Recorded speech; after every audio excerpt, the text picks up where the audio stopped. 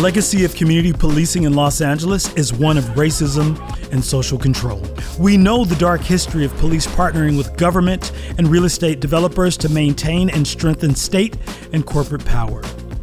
Community policing began in the 1960s and 70s with the presumed intent of building trust between police and the community. A deeper look at community policing reveals a drastically different reality. The strategy of community policing is a form of combat operation and social control deployed by the U.S. military in Iraq and Afghanistan. It's called counterinsurgency.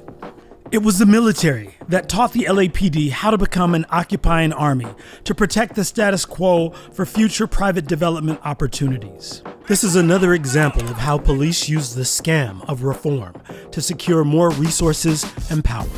Tech companies that supply the surveillance hardware and software, and the university professors who provide justification for community policing are all accomplices to this dirty deed.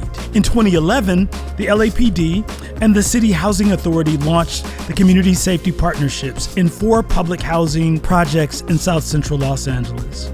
Now a growing line item in LAPD's budget, the program was originally set in motion through federal funding from the 1994 crime bill, along with money from philanthropy, real estate developers, and other wealthy elite.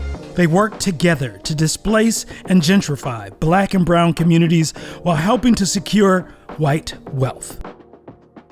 Alongside the Housing Authority, the LAPD displaces and arrests residents on a massive scale, while collecting data accessible to agencies like ICE.